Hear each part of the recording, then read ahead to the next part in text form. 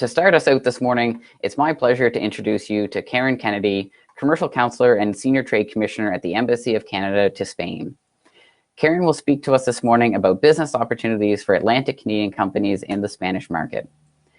Karen has spent most of her career as a trade negotiator, including negotiation of the Comprehensive Economic and Trade Agreement, or CETA, the WTO General Agreement on Trade and Services, and the 2017 Softwood Lumber Agreement with the United States. She holds a degree in international relations from the University of Calgary and a master's in negotiation and conflict resolution from Columbia University in New York. As the EU's fourth largest economy, Spain is an open and innovative economy offering Atlantic Canadian companies business opportunities in several sectors, including ICT, life sciences, clean tech, aerospace, agriculture and agri-food, and many more. Karen tells us that this presentation will provide general information on the market, as well as tips on how to best pursue opportunities. So without any further delay, over to you, Karen. Thank you for that introduction. Good morning, everyone. It's a pleasure to be here with you today to share a little bit about what I think the opportunities are in the Spanish market for Atlantic Canadian companies. My presentation is going to be divided into 4 parts. I'm going to briefly go over some major economic figures. Then we'll explore the most promising sectors from our point of view, opportunities, look at some of the challenges in the market as well. And then I'm going to give you finally, at the end, I'm going to give you an idea of the impact that COVID-19 has had on the Spanish economy. And at the end of the presentation, I'll be around to answer any questions that you may have. So let's begin. In terms of a general overview of the country, in 2019, Spain's GDP was over 1.8 trillion Canadian dollars. That makes Spain the 4th largest economy in the EU. Spain has a population of about 47 million people, and in recent years was receiving 70 to 80 million tourists per year, making it the 2nd most visited country worldwide after France, and considerably increasing its consumption capacity. While COVID did hit the economy significantly, the Spanish GDP is expected to grow between 6 and 7% in 2021. That's well above the average growth rate estimated for Western Europe. And in terms of international trade, Spain's a strong ally for Canada. It's an important trading partner for us as well. Spain ratified CETA in December 2017, and that was the first large EU economy to do so, demonstrating that it's open. It's an open economy, open to trade, open to international countries, and that it welcomes foreigners. It welcomes international trade. Using pre-COVID figures, Spain is the 6th largest importer of Canadian products in the EU, and largely thanks to Canada, our merchandise trade with Spain grew by 20% between 2016 and 2019. Geographically speaking, 9 out of the 13 Canadian provinces and territories posted an increase in exports to the EU since CETA's implementation. I'd like to use Newfoundland and Labrador as an example, as its exports to the EU more than doubled compared to pre-CETA year. Total exports from Atlantic Canada to Spain accounted in 2020 for 227 million Canadian dollars, and the top products were minerals and seafood.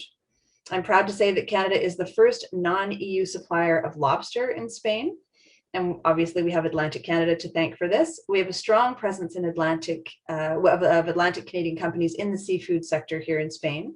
And many have participated at the Conchemar show and in Salon de Gourmet trade show and in conjunction with the Trade Commissioner Service. Our bilateral investment figures are also important to note. Canada's direct investment in Spain is valued at 5.2 billion euros, and Spanish companies invested 4.4 billion euros in Canada. So really interesting backdrop to the Canada-Spain relationship.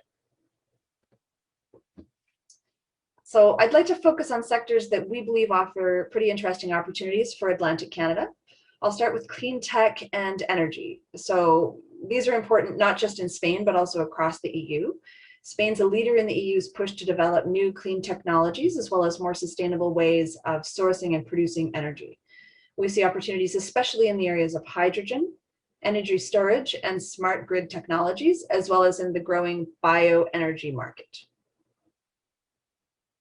So clearly COVID-19 has put the life sciences sector in the spotlight, but it was already a very relevant sector in Spain. And we believe opportunities continue to exist for a licensing in and out, co-development, and research partnerships. In terms of therapeutic areas, we see lots of opportunities in the areas of infectious diseases and women's health, as well as in respiratory and cardiovascular illnesses. There are also relevant opportunities in health technologies, as well as in e-health and digital health products. We see a high number of potential partnerships and trade opportunities in the animal health sector and in the natural health sector. I suspect many of you may be interested to learn more about the fish and seafood industry. Most certainly, we see a lot of opportunities in that sector as well. Spain has a coastline of almost 8,000 kilometers, so it's home to the biggest fishing industry in the EU. But you may be surprised to hear that they are also huge importers of fish and seafood. Spain accounts for the EU's largest household consumption of fresh fish and aquaculture, that's a tongue twister, fresh fish and aquaculture products. As an example of where we have been quite successful in this sector, thanks to Atlantic Canadians, our export of lobsters to Spain accounted for over 17 million Canadian dollars in 2020. And if you want to go further, if you want to further explore the market, come see us. Spain will be home to the Seafood Expo Global, Seafood Expo Global. It used to be in Brussels. It's going to be in Barcelona starting next year, and it's the most important fish and seafood show in Europe. So linked to the fish seafood, we have to mention ocean technologies. Atlantic Canada and Spain share one common characteristic. We both have a lot of coastlines.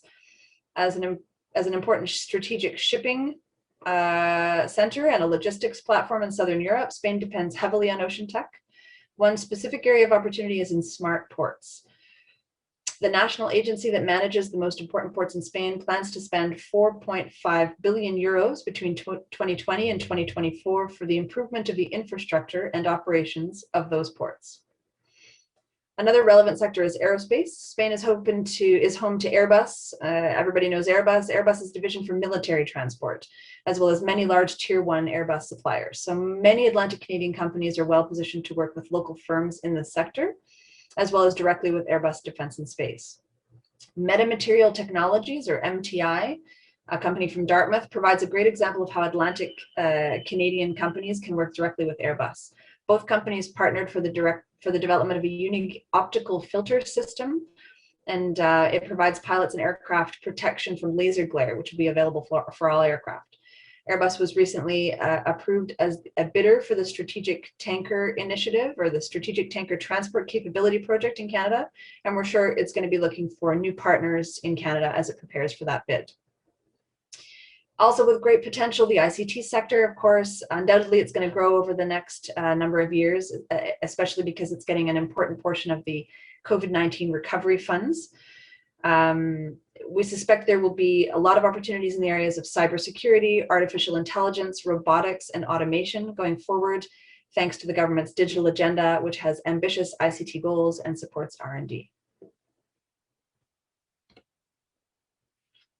So I've given you a lot of reasons to do business in Spain in general. I realize, though, that Spain is not usually the first stop for Canadian companies or for Atlantic Canadian companies.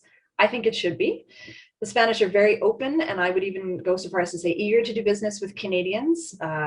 We've got a great reputation here in the country, and we think, our team thinks that it could be a really good gateway to Europe. Spain also presents opportunities for triangulation in Latin America because of the deep ties that Spain has and many Spanish companies have to that region. So that's something that we need to keep in mind. And another thing to keep in mind, I've mentioned it now a couple of times, is the COVID-19 recovery effort. As a recipient of EU recovery funding, it's actually the second largest recipient of EU recovery funding. There will be significant opportunities in Spain over the next few years in the areas of digitalization, the green economy, technology co-development, and agriculture technologies. So yes, they speak Spanish here. Yes, you'll have to do your homework. And we usually recommend, or we often recommend, working with a local partner, but we can also help you. So I have an extraordinary team here in Madrid and in Barcelona who can help you uncover opportunities and to grow your network in Spain.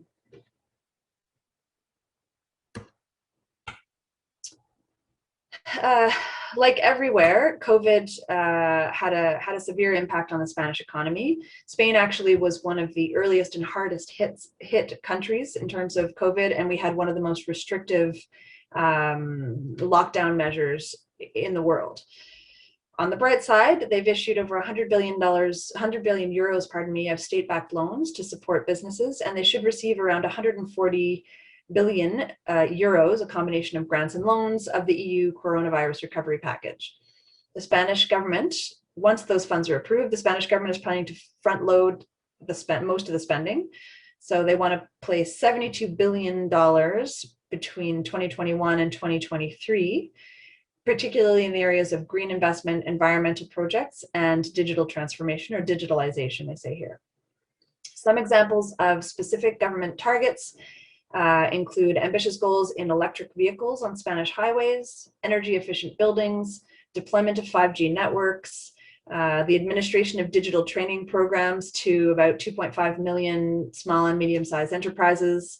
So we think there's going to be a lot of opportunities there. We also think there will be opportunities for M&A for Canadian companies looking to acquire, especially in the wake of the COVID-19 crisis.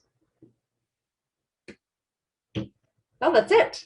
So as I mentioned earlier, working with a local partner can make a huge difference, especially in a market like Spain, where the language is different. Having someone that has experience in the market, speaks the language, has the contacts, it can really go a long way. But really, if you're interested in the Spanish market, what I would recommend is that you reach out to us, to my team of trade commissioners here. We have an office in Madrid and a small office in Barcelona as well. That really should be your first step. It's free advice, but it's worth way more than you're going to pay for it. And my team is made up of individuals who focus on specific industries, specific sectors, and they can point you in the right direction, provide you with advice on how to grow in the market. They can give you access to contacts. They can answer questions about Spain. So really, we should be your first stop. Thank you so much for your attention to this presentation, and I look forward to your questions. Thank you, Karen, for providing us with that important presentation about the Spanish market. We're going to actually be bringing Karen live into the event after our next presentation, so we'll have a nice question and answer period with both Karen and our next presenter. So make sure you get lots of questions into the chat feed so we have those to discuss in about 15 minutes. Our next presenter this morning is Edith St. Hilaire, Minister, Councillor, and Senior Trade Commissioner based in Italy. Edith is a native of Quebec City and is a lawyer who became a member of the Quebec Bar in 1990 and earned a master's degree in intellectual property from the Panthéon-Assas University in Paris in 1995. Edith joined the Canadian government in 1997 and over the last 24 years has occupied various management positions at the Departments of Canadian Heritage and Global Affairs Canada. In September 2018, Edith joined the Canadian Embassy in Rome as Minister Councillor, responsible for Canada-Italy trade and commercial relations. She is also accredited to Malta, Albania, and San Marino. Previous assignments at Global Affairs Canada include positions of Director of the EU EFTA Commercial Relations and Director of the Intellectual Property and Information Technology Trade Policy, where she was involved in numerous policy files and trade negotiations. Edith shared that her presentation will provide background information on Italy's economy, opportunities for businesses, and discuss advantages and challenges of the market. And just as a reminder for everyone watching, we'll be moving to another session in the agenda. So remember to watch for that live button on the left-hand side and make sure you're clicked in there, because that is where I'm going to see all of your great questions that I can ask to our presenters next. So just make sure you're in the right session so that you're talking directly to me so I can ask those questions. So without any further ado, and while you're moving over to doing business in Italy in the agenda, I'm going to say welcome to Edith, and I'm going to pass it over to you for your presentation now. Thank you for the introduction, and I'll be happy to answer the questions at the end of the presentation. First, I would like to mention a few facts about the Italian market. Italy's economy is the third largest in the EU and the 8th largest in the world, with a GDP of $2.4 trillion. And it has a population of almost 60.5 million people. Italy is a significant importer of Canadian products. It is actually the second most important in the EU. And we see here 3 top merchandise imports from Canada. And of course, there are many other examples. On this slide, we see the list of priority sectors with a few subsectors covered by the team in Rome. And if you don't see your sector of activity and want to know if there are opportunities for you in Italy, please contact us and we'll be happy to answer the questions and provide more information. And I would like now to talk a little bit more about some of those sectors. First, aerospace and defense. With a workforce of more than 50,000 employees and 4,000 enterprises and an annual turnover of $17.6 billion, Italy is a major player in the aerospace and defense industry. It actually ranks fourth in Europe and seventh in the world. This industry is strategic for the Italian economy. It is actually Italy's largest manufacturing sector in the field of high-tech integrated systems and the most significant in terms of innovation and advanced technology. Investments in R&D amount for some 14–15% of the industry turnover, and this allows it to compete and maintain a strong competitive positioning in major international programs. The main player in Italy, is Leonardo, which is the second largest defense contractor in Europe. And there are also other players, including Aviero, Thales Alenia Space, Piaggio, Aero Industries, Fincantieri, and Iveco. Therefore, the Italian market offers a vast and diverse range of opportunity for supply and partnerships. And Canada is recognized here as a high-tech and reliable source of innovative aerospace and defense products. So there are good opportunities here. The second sector is agriculture. Italy offers important opportunities for Canadian agricultural products. And we see on this slide that the Atlantic province are already important exporters of lobsters and wild blueberries, and there are more opportunities. In particular, we see growing opportunities in food sensitivity products such as gluten-free, lactose-free, and organic, as well as fresh frozen berries used for gelato, yogurt, health food, and dietary supplements. Also, overfishing in the Mediterranean Sea and fishing regulations have increased the demand for imports. And due to a strong consumption of cultivated mussels, Italian growers are importing seeding in order to keep up the local mussel productions. Also, with the working households, this means that people are more reliant on ready-made meals. Therefore, there are opportunities to supply products to the ready-made seafood meals and the sauce industry. With respect to clean tech now, as part of the Next Generation EU launched by the EU Commission, Italian authorities will dedicate more than 1/3 of the 191 billion euros reserved to Italy to the green revolution and ecological transition, including for the energy transition, sustainable mobility, and for energy efficiency and building renovation. Therefore, there will be a lot of opportunities in these sectors. Some particularities: the sector provides work for over 575,000 people and has a turnover of 88 billion euros. Italy ranks first for circular economy performance among the 5 major European economies. On water, inadequate infrastructural network and the need for metering and monitoring provide good opportunities to upgrade the Italian water management system. With respect to digital technology, as you know, several sectors fall under ICT, and here we mention in particular manufacturing and fintech, but there are many others. Italy is the second largest manufacturer in Europe and the 5th largest in the world. It provides businesses with a solid manufacturing base and well-established infrastructure for R&D, innovation, and design. The government has launched Industry 4.0, a national plan to modernize production, increase competitiveness, and maintain Italy's manufacturing strength. While spending on digitalization is growing, Italy is still catching up to its peers, meaning that there's a lot of room for growth. And I'll come back on this a little bit later. The fintech sector also presents a great opportunities with over 300 companies active in the market. And Milan is emerging as an European center for financial technology and is attracting international attention.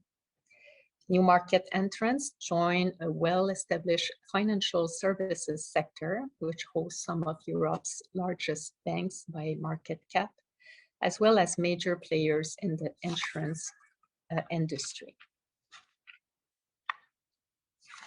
And finally, life sciences. The life sciences industry plays a crucial role for the Italian economy, and its value chain accounts for 11% of the country's GDP.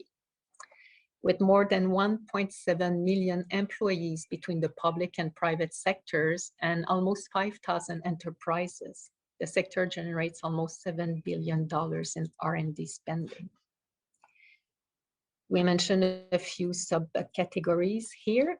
First, pharma, with an ecosystem of more than 400 companies and a production of value of $51 billion. Italy is the first manufacturer of pharmaceuticals in Europe. The industry is highly internationalized, and in fact, its exports grew by 168% since 2009. With respect to biotech, the biotech ecosystem in Italy is growing fast and is very innovative. 3 approved advanced therapies out of 6 in Europe stem from Italian R&D. The biotech industry, which counts over 300 companies and 50 new startups, has currently a pipeline of 375 projects. And 80% of the Italian biotech sector is composed of SMEs and relies on scientific and B2B partnerships. Finally, medical device. The medical device industry is extremely diversified with world-leading expertise in vitro diagnostics, biomedical equipment, digital health, and electromedical technology. Within this subsector, Italy is home to important international clusters, such as the Mirandola Biomedical District. So why doing business in Italy? There are several reasons to do business in Italy. First, located at the center of the Mediterranean Sea, Italy gives businesses a strategic gateway to consumers, not only across the European Union, but also North Africa and the Middle East. It is also a primary hub that links Southern, Central, and Eastern Europe. And due to its central Mediterranean position, 20% of world maritime traffic, 30% of fuel traffic, and 25% of container traffic pass through Italy's port. Italy also spends over 25 billion euros in R&D, making it the 4th highest in R&D investment in Europe. It is developing a network of innovation incubators and science and technology parks, many of which are connected to universities and local development agencies. There are several industrial clusters and sector-focused centers of excellence, which provide seamless and efficient supply chains and system integration with large corporations and OEM. Finally, high-tech performance. Consistent with Italy's focus on innovation and advanced technologies, business can find opportunities in several high-tech sectors with a range of government incentives, depending on the region and the sector. Biotechnology, chemicals, aerospace, and automotive industries can offer attractive opportunities here in Italy. With respect to the challenges, of course, ITA has made it easier for Canadian companies to operate in all the EU nations, including Italy. However, language barriers, cultural differences, and unfamiliar ways of doing business can be challenging for Canadian companies who want to enter the Italian market. In terms of specific challenges, we can mention slow contracts enforcement. While Italy made several improvements to its procedure for filing and process service for a commercial lawsuit, it ranks 122nd in the category of enforcing contracts, according to the World Bank's Doing Business report. Italy's corporate tax burden is one of the heaviest in Europe, while the 24% corporate tax rate is on par with the average corporate tax rate of other OECD members. Many additional items factor into the overall tax requirements. And without a firm grasp of local laws, regulations, and business practices, businesses can face delayed entry, rising costs, tax penalties, or even litigation. So it's important to come very well prepared. I would like to finish in talking a little bit about the COVID-19 recovery update. First, I would like to say that we see strong signs of economic resilience here in Italy. The Italian Parliament approved the National Plan for Recovery and Resilience, the PNRR, at the end of April. This plan commits 221.5 billion euros, of which 191.5 billion are covered by next generation EU funds. 40% of the funds are allocated to ecological transition and 25% to digital transition. The PNRR includes 6 missions. First, digitization, innovation, competitiveness, and culture. 50 billion euros are allocated to promote and support the digital transformation and innovation of the country's production system. This includes fiber, cloud, 5G, digital identity, telemedicine, and many other technologies. 2, revolution and ecological transition. Almost 70 billion euros are allocated to support sustainable agriculture, circular economy, energy transition, sustainable mobility, energy efficiency of buildings, water resource, and pollution. Third, modern, digital, sustainable, and interconnected transport infrastructure network. 31 billion euros are allocated for the completion of the main high-speed and high-capacity railway access and their integration with the regional network. There are also interventions for digitalization of logistic systems to improve the safety of bridges and viaducts and measure to increase the competitiveness, capacity, and competitiveness of Italian port. Fourth, education and research. Focus on young people and address one of the most important structural issues for launching potential growth, productivity, and social inclusion. Fifth, inclusion and cohesion, which includes a structural review of active labor policies. And finally, health, which is divided into 2 components and focuses on 2 objectives: the strengthening of the territorial network and the modernization of the technological equipment of National Health Service, with the strengthening of the electronic health record and the development of telemedicine. So we see important investment in all these sectors, which will create opportunities for those involved in these sectors. This is the end of my presentation, but in summary, I just would like to say that Italy offers several good and varied opportunities, and we are here to support you. Thank you. Thank you, Edith, for that great presentation. And at this time, I'd actually like to invite both Karen and Edith, along with 2 special guests, to join us online for this next segment. So before we get into the poll and Q&A, I just want to quickly give a chance for our 2 new additions to introduce themselves. I will say that Eve has been having a bit of technical difficulty, so we'll hopefully be able to keep him on the line. But Eve Beliveau, maybe if you could quickly introduce yourself to the audience. Hi everyone, Yves Beliveau. I'm a Trade Commissioner here at the Embassy of Canada to Spain.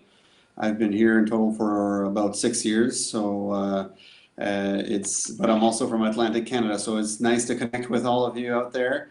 Originally from New Brunswick, but yeah, I've been working with the department for about 14 years, including 6 years here in Spain, and 3 years at the Ontario Regional Office as well in Toronto. So it's a pleasure to connect with everyone. Thanks for having me, Sean. Yeah, excellent. Thanks so much, Eve, and great to have a Maritimer on the call. That's wonderful. And then next we have Simone Grassi. If you could quickly introduce yourself. Thank you, Sean. Hi, everyone. I'm Simone Grassi. I'm a Trade Commissioner at the Embassy of Canada to Italy. I particularly focus on life sciences and technology, part of the Trade Commissioner team since November 2019, and it's a great pleasure to connect with you today. Excellent. Thanks so much to all of you for being on the call today. I've got the pleasure to work with the Trade Commissioner teams across the world regularly, and the expertise you have is always wonderful and very valuable to our company. So thanks to all of you for being here. So quick housekeeping note before we jump into anything. I quickly noticed that there were about 20 people still in the wrong session on the platform, which means that if you put anything in the chat, I am not going to see it, and I would love to ask your questions to this great panel. So just make sure you look to the left. You're going to see a really big, the word live in red. Click on that, and you'll see doing business in Italy, and then you'll be in the live version, and I'll see any questions or comments you put. So while you're doing that and moving over to that session, I'm going to start talking about our poll results, because for both Karen and Edith's presentations, we had poll questions. So Karen, let's start with yours. It was definitely a question to test our geography lesson here in Atlantic Canada. So with how many countries does Spain share land borders?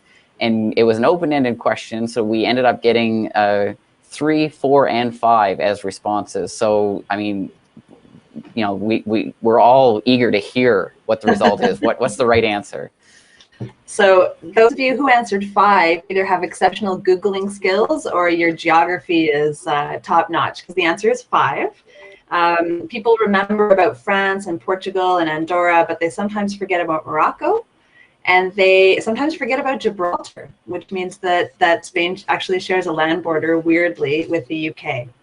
It's completely kind of mind-blowing idea. People don't really think about Spain in all its diversity, so we'll talk. Hopefully, we'll talk a little bit about that during the Q&A. I'm just happy that we had that question, because I responded 4, so I was incorrect. So I'm glad to learn something today just through that. So from that one, let's go over to the poll for our most recent presentation from Edith. So the question there was, small and medium-sized enterprises represent what percentage of all businesses in Italy? And the response options were between 30 and 60%, between 60 and 80, between 80 and 95, and more than 95%. So the leading response on that one, Edith, was 50% of the audience said between 60 and 80% of SMEs make up the businesses in Italy. So what is the correct response there? Yeah, the correct response is over 95%. Actually, it's close to 99%. It's very similar to Canada, who's about 98%. And we find it's very important because it's the same kind of structure in terms of business as what we see in Canada. So there's a lot of common, like partnership that can exist, because the companies have the same kind of approach to their businesses. They know they have the same concerns, the same they work on the same kind of I wouldn't say necessarily technology, but they often are part of a bigger value chain, and in both sides it's the same thing. So they understand each other, and there's a lot of opportunity to do business together. So yeah. Excellent, and I learned something new again. So this has been great for me. So with our poll responses and all of that education behind us, let's get into the question and answer from our audience. And it's great to see those starting to come in through the chat. So don't hesitate. If you have a question for any of our guests, make sure you pop that in the chat right now. But I'm going to start, and I think I'm actually going to open this up to both Karen and Edith. The first one would be, maybe if you could share a few ideas and feedback on how open are businesses in your markets to doing business virtually, given the current context we're in. So maybe Karen, if we could start with you. Yeah, sure. I think you'll probably get a similar answer from Edith and from me. There's a lot of openness to virtual business doing in Spain. I think you can get a lot done, and Eve, hopefully you'll agree with me. You know, there's obviously there's a little bit that you're going to miss at the end. A lot of companies want to go to Canada and visit Canada. They want to see and touch and feel and smell, and food especially. It's really hard to do things virtually, but I think you can do a lot of the legwork virtually, and then hopefully the world will open up again, and we'll be able to get together in person and to see and feel and touch again, you know, soon. Excellent. I will echo what Karen said. We were very impressed to see how fast the businesses on both sides of the Atlantic adapted to the new reality, and how busy we've been over the last year. It's amazing. It's several meetings virtual. We organized a lot of events virtual. There was a lot of virtual visit, even investment visit, innovation. We had some collaboration agreement that were negotiated online and all of that. So it's very, very nice to see that. That being said, we are looking forward to having Canadians coming here. It's nice to have. We already had a lot of contacts here, so it's nice. But we are looking into forward to develop a bit more even our contacts and bring the Canadians here. So hopefully it will be soon. Perfect. Excellent. Thanks to both of you for those responses. I'm just seeing on my end that we might be having some connection problems with Yves, so we might lose him. I hope he's going to be able to come back, but just going to keep my eye on that. But we'll move on to our next question, and this would be, I'm going to ask this to both again. If maybe you could talk a little bit about some of the emerging consumer trends in the markets in terms of things, things like ESG or sustainability. What could be some trends in Spain and Italy that Atlantic Canadian companies should keep in mind as they're thinking about their fit for the market and their route to market? So maybe let's start with Italy this time. Yeah. Maybe I would like to start with the ag sector, maybe because the ag or we can see that sustainability is very, very important. It's a big trend here, and something that we see as well is that the new generations are looking into new products, which is good to export products that maybe are not the products that people have been exporting over the last years. So there's new opportunity in terms of trends. There's a lot in all the various sector. If you look at in the technology, if you look in fintech, if you look in life science, there are a lot of opportunities in several sectors. So yeah. Yeah, I agree. I think that's especially a good answer in the food sector, and it really is sector specific. So, I think I mentioned in my presentation, although I got the number wrong, I said 72 billion Canadian, and it's actually 72 billion euros invested in kind of modernization, sustainability projects, SDG for sure. And it comes up all the time. We talk to the banking sector, they're talking about SDG, and energy companies too. And of course, in food, as Edith said, movement towards sustainability, the free from. So it depends on the sector. Really good reason to be in touch with us because the trends change over time too. I will give you one little interesting cultural anecdote that I've noticed in my time here, and that's that the Spanish is really, it's a collective society. So when something catches on, it catches on quick, and everybody is selling it and everybody is doing it. So gin and tonics really had an upswing, specialty coffee, free from, gluten-free, all that stuff. And it's really amazing to see how fast the society kind of shifts and moves towards that. So it's good to get in at that time, like early in those trends, and to make an impact. Excellent. That's wonderful. Thanks so much.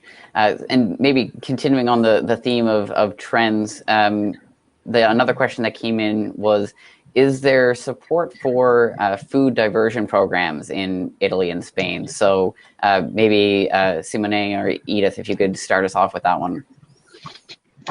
Do you want Simone? Yes, why not? I can definitely give it a go. Well, on this respect, the Italian government is definitely active and has pushed some proposals at international level, at multilateral level.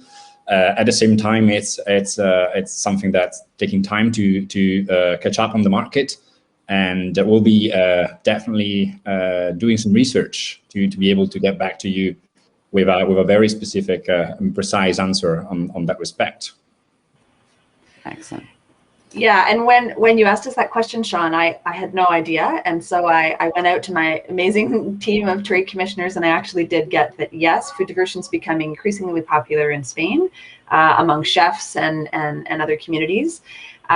So it's one of those questions where you'll need to talk to us so we can get into the details, you know, food or waste to beer. And you know, I didn't get all the details of the question, but those are really specific. So we'd want to talk to you about the specifics of your interest and how we can help you.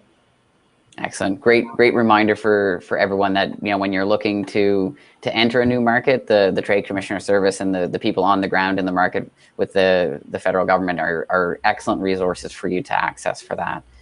I might say that a lot. I might say that too many times today.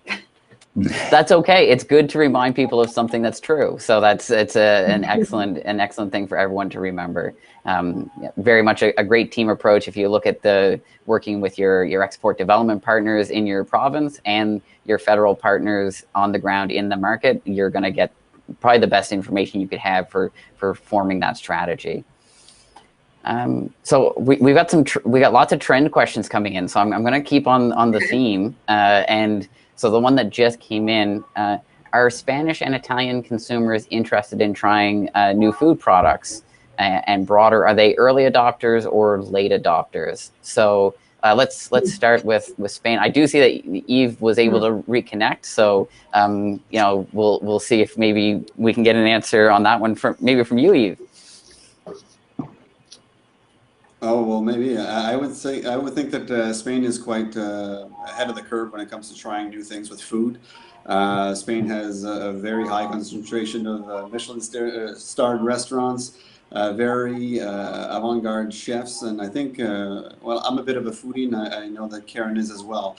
And we've seen things that never we would have thought of food. So I mean, when it comes to creativeness, I think that Atlantic Canadian companies would benefit, you know, if you're really into that market and want to try new things or that maybe aren't necessarily very common. I think that this is a good market to pursue. And our trade commissioner on that file is Max Furtado, who many of you probably know in the food industry out in Atlantic Canada, and is very well connected with the food scene here, and is also very efficient in getting Canadian companies in front of the right people. So.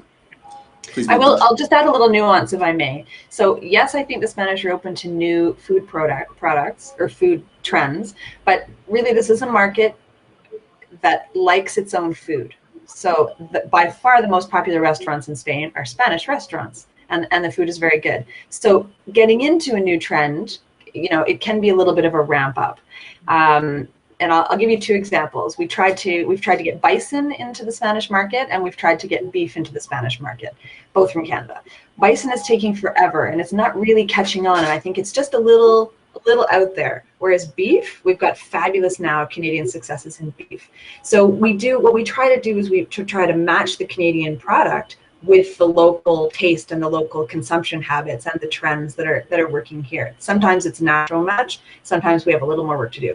And as Eve said, Max is just phenomenal, and he'll help you out. Excellent. What about for Italy? How would you rate those consumers in terms of early adopters or openness to new products? I would think that maybe in Italy the consumers are maybe a bit more traditional than in Spain. So traditional food, the restaurant, most of the restaurants are Italian, but we see certainly other kind of food as well. As I mentioned before, the youngest generation maybe are more open to a new type of food. and specialty products or so. But I think that Simone, being Italian and knowing probably more the trends, maybe should add a few things about that. Oh, yes, thank you, Edith. I would definitely agree. I think that there's still a stronger nationalism in terms of food. Italians are very proud of the type of food they produce and the type of cuisine, of course. At the same time, there's definitely great dynamism in the market, and there are new trends coming in. You can definitely see a change also in cultural behaviors, definitely, and in consumer behaviors. So I would say that there is it's probably a good moment to start thinking about Italy as it will need to catch up with other European countries in that respect. Excellent, thank you. So another question. So this one came in specifically to you, Karen. So you mentioned in your presentation about finding local sales partners. This company sells into grocery, convenience, smoke shop retailers via distributors, and wondering if you can suggest the approach in the Spanish market for finding potential distributors or agents. How would they go about that process? So it's completely sector dependent. It's completely product dependent. You really have to give me a call or give one of my trade commissioners a call. In some areas, we have really deep networks of local distributors and contacts, and we'll be able to help you out. In some others, where the product maybe it isn't as well known or is a little more challenging, we might have to work with you a little bit, or we might have to tell you that it's not not the right market for your product. But we'd like to give you that specific advice, that individual advice.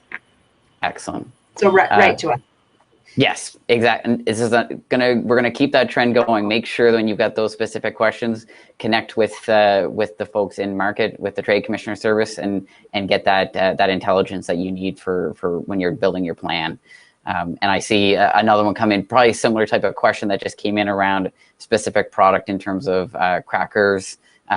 So Purity Factory is asking this is about whether Spain and Italy are large consumers of crackers. I'm guessing similar response would be good to reach out to your team on the ground to get more detail on the stats about that. Would you agree on that one, Edith? Exactly. It's better to contact us to ask the question. We can provide information on the opportunities, and if we see the opportunities, and if we can help them with distributors and as Karen was saying, in this case, it's crackers, it's food products, but for each sector, it's better. We have specialists in several sectors here. We're a team of 11 officers, and therefore they're in very good place to respond to these requests. And I'll just echo that. So we had another question come in about specific recommendations around seafood importers.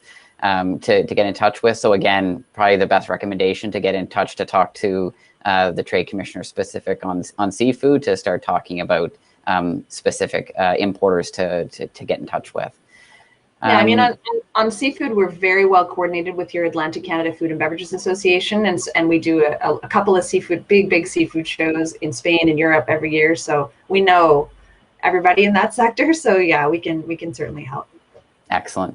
Another question that just came in is about the most popular consumer e-commerce sites in the market. So, and so not to put you all on the spot about knowing the stats on that right away, but maybe if we could, let's start with Italy on this one. Do you have any thoughts on which consumer e-commerce platforms are sort of the most popular? Yeah, I have my idea, but I think that Simone is best placed to respond. Well, it's actually a Canadian platform. It's Shopify, okay.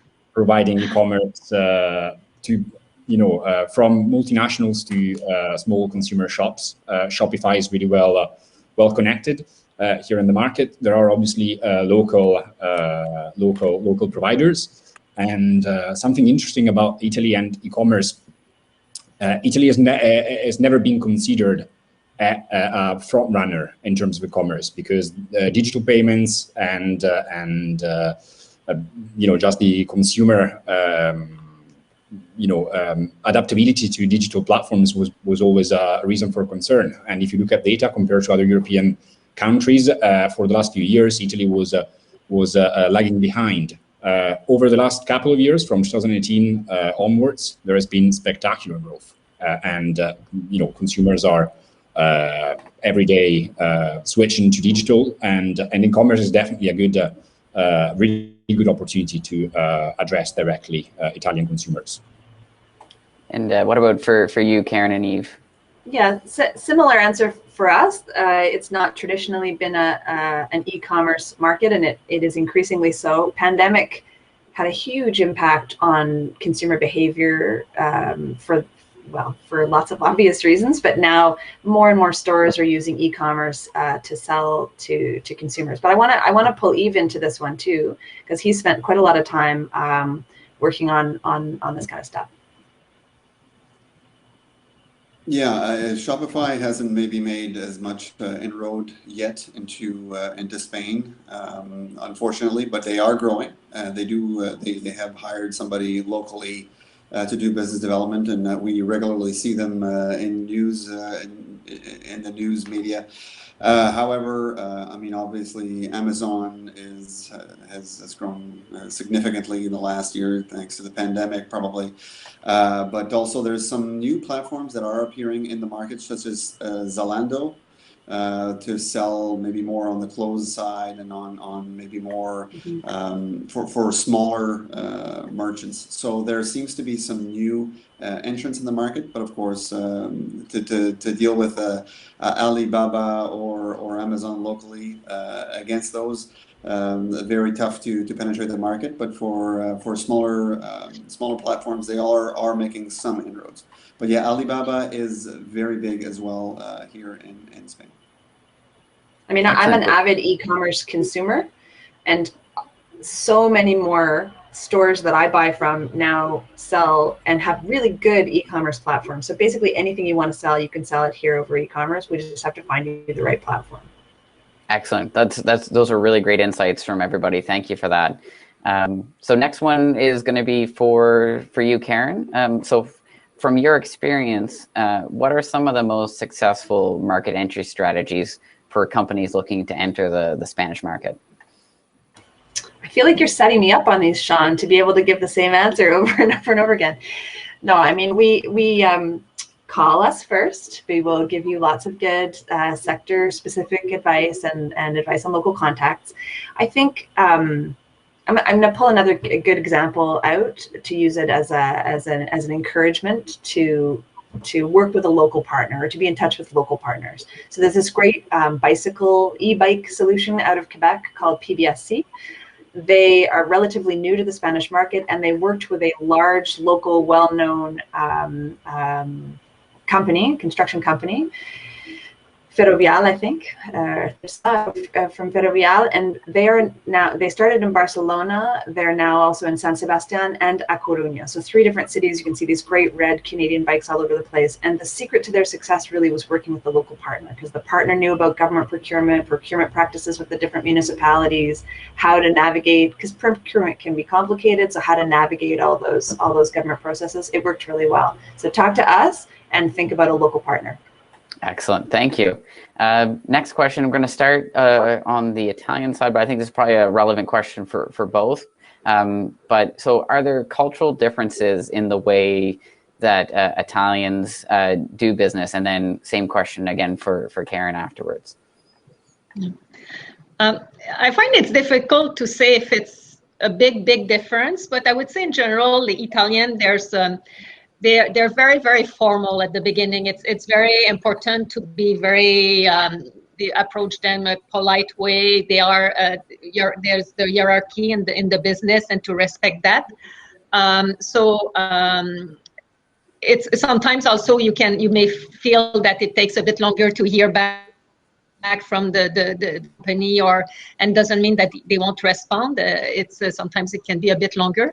But once the link is made, it's then they become very much more open, and I think that the link can be made for a long time. Then it takes maybe a bit longer at the beginning. It's time. You need to build the relationship. You need to make the effort. You need to show that you are serious about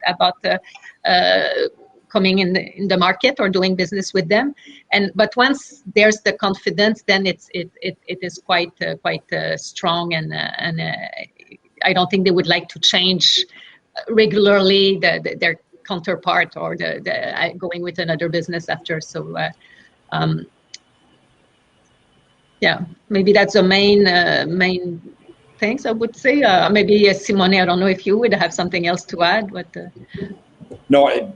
Yes, invest your time in building the relationship, because that's very important here. And the human contact and the personal relationship as well definitely helps you get traction.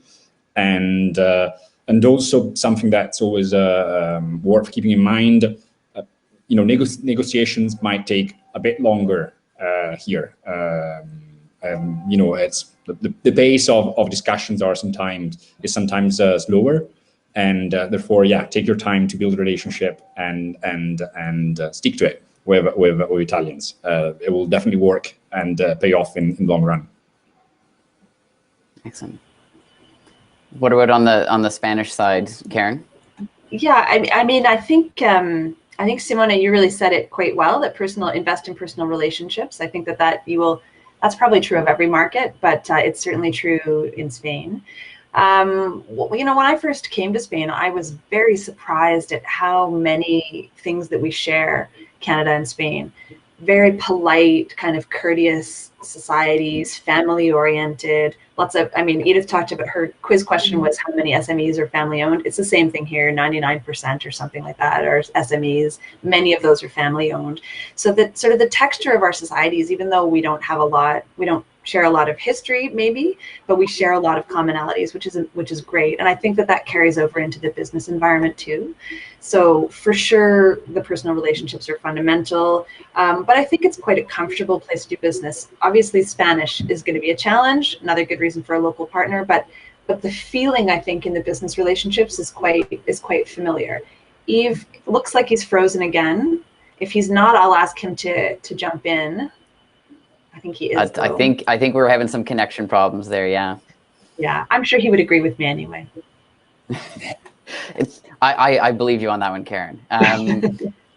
So I'm just looking at the clock, and I would really love to keep this conversation going, but we're at the end of time for us right now. I really appreciated the insights that all of you gave through the presentations, through the responses.